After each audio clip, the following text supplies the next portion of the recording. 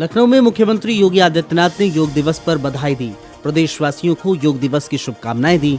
योग व्यायाम के साथ विज्ञान भी है। शरीर मन आत्मा को एकाकार करने वाला विज्ञान। अंतर्राष्ट्रीय योग दिवस की हार्दिक बधाई। आज योग एक वैश्विक जन आंदोलन बना है। हम सभी हर दिन योग करने का संकल्प लें। स्वस्थ आरोग्य राष्ट्र के निर्माण का संकल्प लें। हमीरपुर में सीएम योगी आदित्यनाथ का बयान सामने आया है। अच्छे जनप्रतिनिधि के आने से विकास योजनाएं आई हैं। 12 साल में बदलते भारत को देखा है। पीएम मोदी के नेतृत्व में भारत आगे बढ़ रहा है। आज भारत के सामने पहचान का संकट नहीं, बुंदेलखंड के पास अपना एक्सप्रेसवे है। पहले माफिया गरीबों का शोषण किया करते थे। कांग्रेस सांसद इमरान मसूद का बयान सामने आया। नीट परीक्षा को लेकर सरकार से गंभीर सवाल पूछे।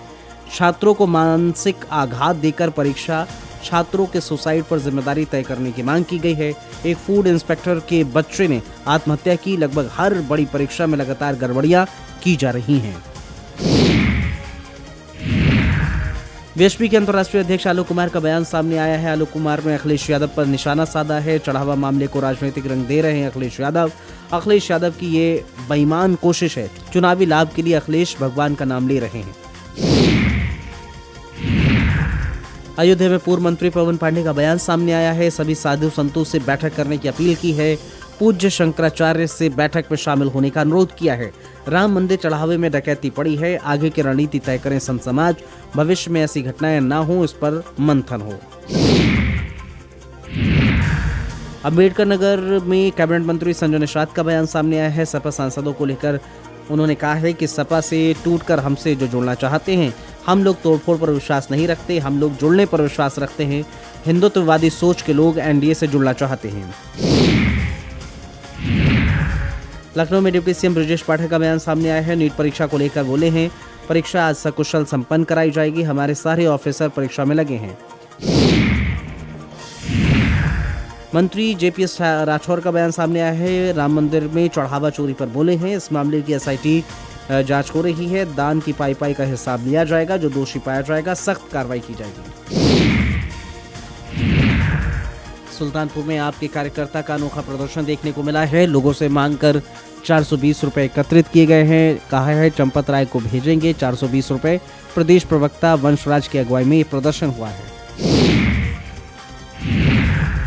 हापुड़ में सपा वरिष्ठ नेता राम आश्री विश्वकर्मा का बयान सामने आया है। राम मंदिर चढ़ावा कांड को लेकर सरकार को घेरा है। बीजेपी ने वो चढ़ावा भी नहीं छोड़ा। ये हिंदू और सनातनियों का अपमान है।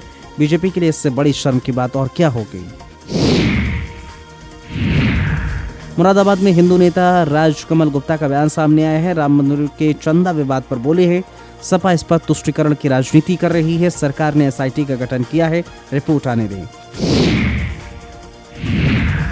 केंद्रीय मंत्री अश्विनी वैष्णव ने कहा है, जयपुर तेजी से बढ़ता हुआ शहर है। शहर के लिए रेलवे की क्षमता बढ़ाने के लिए काफी काम किया गया है। 3 विषय बहुत आवश्यक हैं।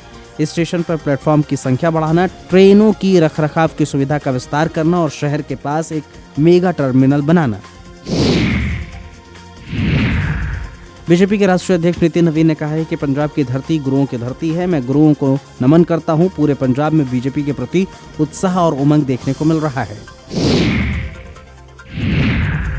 शिवसेना नेता शाइना एनसी ने कहा है कि प्रधानमंत्री मोदी ने विश्व में योग को प्रसिद्ध किया है। हम मुंबई में पिछले 12 सालों से लगातार योग दिवस मना रहे हैं। जब जान है तो जहान है, यह हमारा एक लक्ष्य है। दिल्ली सरकार में मंत्री प्रवेश वर्मा ने अंतर्राष्ट्रीय योग दिवस 2026 पे कहा है कि सभी देशवासियों को योग दिवस की बहुत शुभकामनाएं।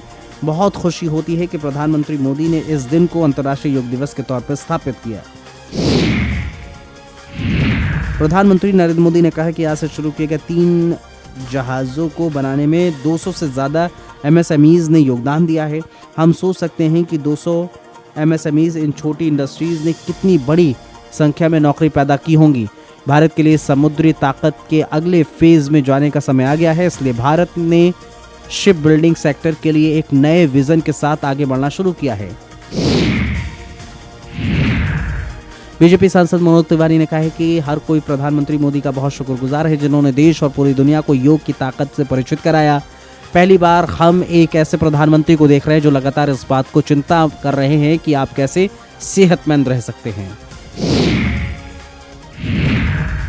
अल्मोड़ा में सीएम धामी लेफ्टिनेंट वीरेश्वर गोस्वामी के घर पहुंचे। अल्मोड़ा में शहीद के आवास पर जाकर श्रद्धांजलि दी। सीएम ने शहीद वीरेश्वर के परिवार वालों को ढांढस बांधा। वीरेश्वर के बलिदान को भुलाया नहीं जा सकता। सरकार शहीद के परिवार के साथ खड़ी है। 12वें अंतर्राष्ट्रीय योग दिवस पर केंद्रीय स्वास्थ्य मंत्री जेपी नड्डा ने कहा है, मैं अंतर्राष्ट्रीय योग दिवस के मौके पर सभी को दिल से बधाई देता हूं। 11 दिसंबर 2014 को यूनाइटेड नेशन ने हर साल 21 जून को अंतर्राष्ट्रीय योग दिवस मनाने का फैसला लिया। करीब 190 देशों ने इस प्रस्ताव का समर्थन किया था। तब से हम अंतर्राष्ट्रीय योग दिवस मना रहे हैं।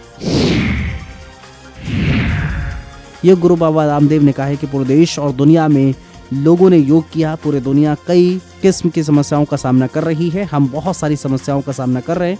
मैं सभी से प्रार्थना करता हूं कि आज अंतर्राष्ट्रीय योग दिवस है और सभी लोग संकल्प लें, हम 10-20 मिनट रोजाना योग करें।